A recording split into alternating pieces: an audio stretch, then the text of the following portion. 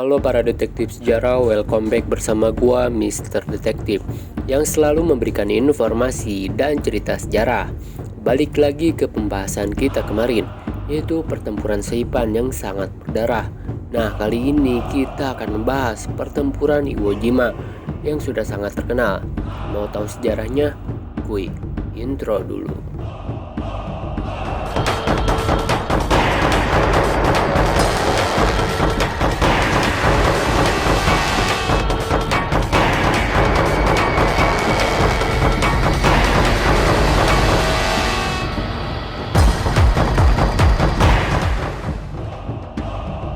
Untuk meluluhlantahkan pertahanan Jepang di Iwo Jima, maka sejak akhir November 1944, selama 74 hari berturut-turut, pesawat pengebom B-29 dan B-24 dari Kepulauan Mariana ditambah pesawat kapal induk terus-menerus menghajar pulau ini. Menjelang hari pendaratan, pengeboman Iwo Jima diperhebat lagi dengan tembakan dari meriam-meriam kapal perang Amerika. Belum pernah ada operasi pendaratan sebelum pulau dihujani dengan ribuan ton bom. Namun pengeboman hebat itu tidak banyak berarti bagi 21.000 pasukan Jepang yang berada di pulau kecil itu. Paling mereka hanya terganggu tidurnya. Pasalnya, berkat kecerdasan panglimanya, Letnan Tadamichi Kuribayashi, pasukan Jepang aman ditempatkan dalam kubu-kubu perlindungan lainnya. Mereka juga dijadikan benteng pertahanan di bawah tanah lengkap dengan cadangan makanan, air, dan amunisi. Kuribayashi yang pernah memperoleh latihan kavaleri di Texas tahun 1920-an memutuskan tidak akan bertahan di pantai dan melarang pasukannya untuk melakukan serangan banzai atau serangan berani mati. Kubu-kubu Jepang di Iwo Jima jumlahnya sekitar 800 orang. Sebagian besar dibuat di dalam sebuah gunung kecil yang tingginya hanya 200 meter, yaitu Gunung Suribachi. Gunung ini terletak di selatan Iwo Jima.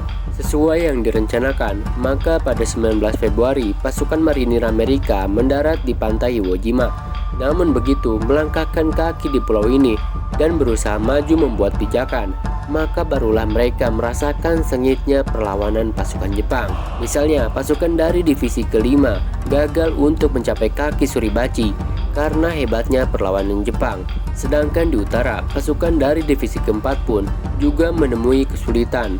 Dalam satu peristiwa, 16 tank Sherman yang maju menyerang berhadapan dengan pasukan anti-tank yang dipimpin Kapten Masao Hayasuchi. Pertempuran berlangsung sengit sampai pasukan Jepang kehilangan semua senjata anti-tanknya. Melihat tak ada cara lain untuk bertempur, Hayasuchi dengan membawa bahan peledak menyerang sebuah tank. Ia ledakan dirinya pada tank tersebut. Karena kuatnya serbuan Amerika, akhirnya batalion ke-25 dari divisi ke-5 marinir berhasil menerobos pertahanan Jepang. Namun dengan 550 dari 700 personilnya menjadi korban. Pada siang hari, pasukan marinir akhirnya berhasil sampai ke kaki Suribachi. Sesudah bertempur mati-matian menghancurkan pertahanan musuh satu demi satu dengan semburan api, bahan peledak, tembakan, bayonet, dan lainnya. Esok harinya mereka mulai merayap dan membakar lubang-lubang Jepang dengan berdrum-drum bensin pertalet. Pada hari ketiga, tinggal sekitar 300 prajurit Jepang di dalam gunung dan tidak mungkin mempertahankannya lagi. Dengan dipimpin oleh seorang Letnan AL, mereka bermaksud melapor kejatuhan Suribachi kepada Jenderal Kuribayashi. Mereka bertemu dengan seorang Kapten AL Samagi Inoue yang masih amat tradisionalis. Ia marah besar menganggap mereka pengecut dan desersi. Sementara itu, pada hari keempat invasi, Letkol Chandler Johnson, Komandan Batalion 2 Marinir ke-27 dari Divisi ke-5, memerintahkan anak buahnya mengibarkan bendera Amerika di puncak Suribachi di dekat kawah.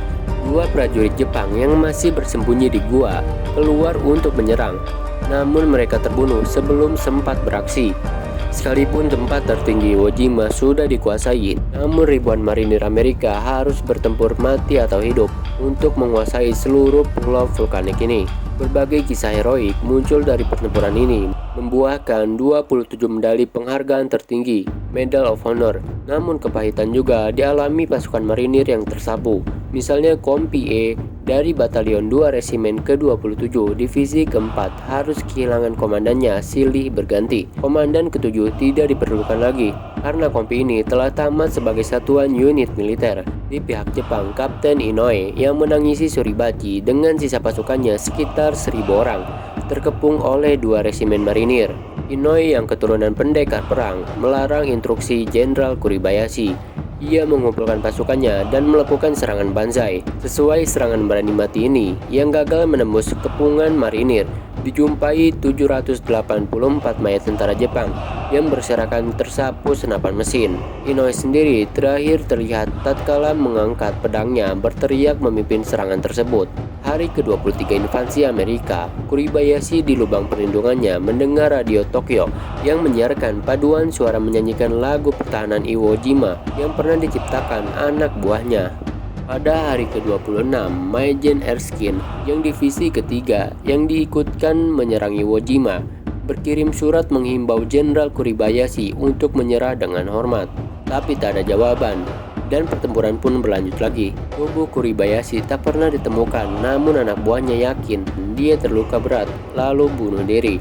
Hari ke-35, 26 Maret 1944, usailah invasi Iwo Jima yang semula diperkirakan akan rampung selama 10 hari. Sekitar 19.000 pasukan Jepang dan 6.821 marinir Amerika tewas di pulau ini. Bagi Korps Marinir, ini adalah korban terbesar dan terburuk yang pernah dialami sepanjang sejarah peperangan. Bagaimana menurut kalian? Jika kalian suka, silakan like, comment, and subscribe.